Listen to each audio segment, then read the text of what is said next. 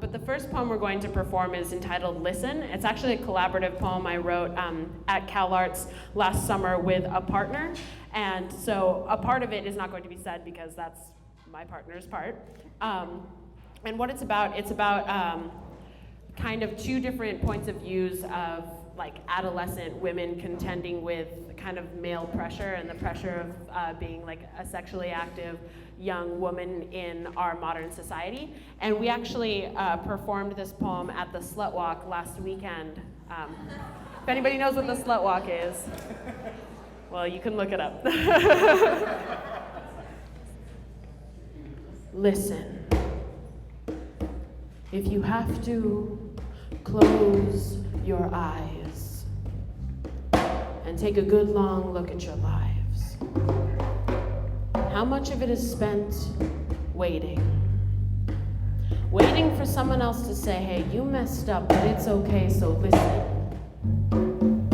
Behind that abandoned hospital, I learned that we are not invincible, and people make us that way.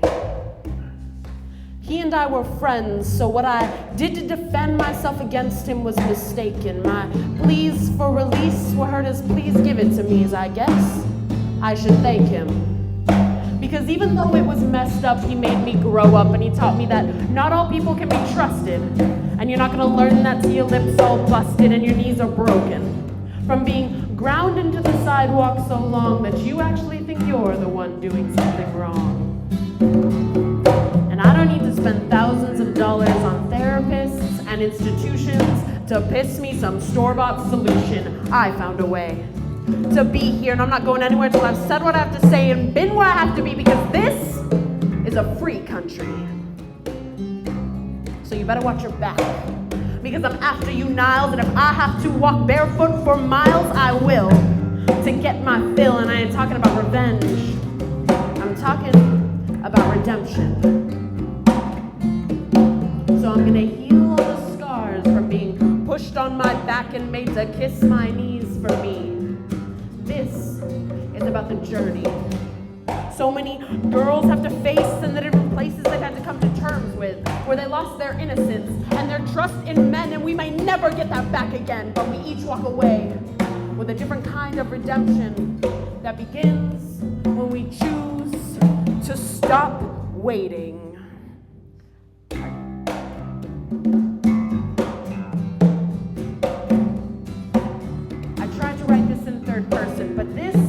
Personal. This is nonfiction for so many women like me, like you. This happens to me and she and we, but we forget what's outside of ourselves. So we leave the world to get dusty on our shelves. So listen to my story and remember that not every battle guarantees glory. We are always talking inside our head. We have a voice that forces us to make a choice between life and to just exist. See, we can persist forever, but truly living demands endeavor. The outcome of every situation has to come from within. Nobody has the power to convince what is the very core and foundation of our inner nation. No president can govern the spirit unless it's already been defeated. So rise up, buck up, and believe in the power of reprieve, because self-redemption is just the decision to drive self-forgiveness from within. So this is the culmination of what we hope is an enlightening sensation. Take a second to breathe and take it all in. This is the feeling of redemption. And it has to burst from the very core of your inner beast, and then it rips you from sleep and tears you to life and gives you your own reason to overcome strife. Not for he or she, but for me, because we got to be free. So we chase self-forgiveness from its hiding place, look it square in the face and shout, I am human, hear me roar. I love every bit of me down to my very core. So take life and hold it. Let yourself grow. Don't let other people pull you below. Every moment, every struggle, embrace.